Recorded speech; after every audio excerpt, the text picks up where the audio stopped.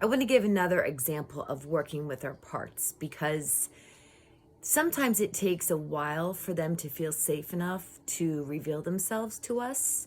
And it'll be a moment of pause, quietness, a time where our self leadership, which is led by God, is able to reflect.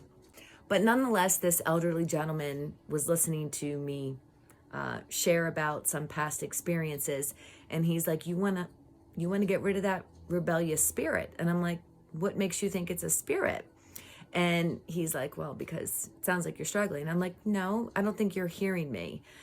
It's a part of me. It's not going to go anywhere because it's been integral to my survival from childhood." And he's like, "Well, it's time to get rid of it." I'm like, "As if you can get rid of it for me? So you're going to come in here like Samity Sam and bang, bang, shoot them all up. And you're going to say, get out of here, demons." It doesn't work that way because this is an internal structure that's been meant to help me survive things that were out of my control.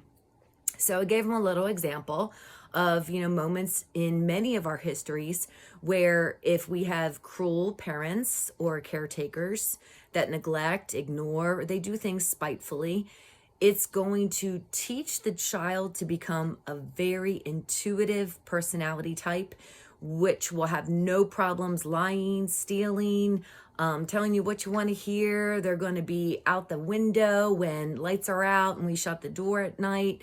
So that rebellious part inside of me was made honestly.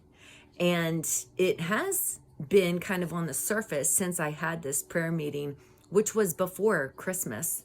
And now I'm into the new year. And last night I was thinking upon that incident and I saw my rebellious part.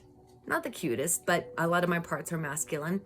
And she kind of was like a 3-year-old little chunky, freckled, red pigtailed little girl, and which is indicative of who I was when I was younger. And she was on a pogo stick. Now I'm from Maryland, so she was in front of this YMCA in Towson, and surrounding that area is a very craftsman-like neighborhood. I like the houses and would run there frequently. So she showed up and she's just staring me down. She kind of snubbed me and she's off on her pogo stick. She's like, "I'm going to go check out some sites." And I'm like, wait. I want to talk to you. And she paused and I realized, play it safe, self. I had to really recognize this is iconic. I don't know why it's taken you so long to really show yourself to me, but thank you. I see you. And this morning when I woke up, she was the first thing on my mind. And I had to spend a moment and say, I really appreciate you holding in there strong. And I'm going to validate you because there's nobody that knows more about me or you than you and I.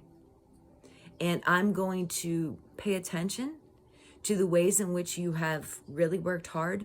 But I also want to have a conversation because I don't know if you realize you're overworking, but when it comes to things like my health and trying to make some inroads to healthy eating, I don't want you to have to feel that you have to hold on to old narratives.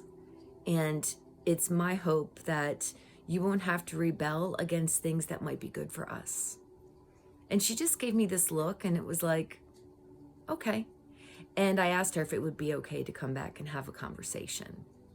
That's how it works. There will be moments where they jump in and take you off guard, but for a reason. Not to be told to stop jumping around and being loud, sit down and shut up, but to be leaned into, to say, thanks for showing up. Thanks for being here. And then in that, you establish a relationship just like Jesus wants with us. And as we talk and get to know that part, we suddenly realize it's trying to help and it can relax a bit. And in that area, it will settle down, have a coming to Jesus moment, and it won't have to be the thing that we rely on to make decisions. And we can learn to trust ourselves.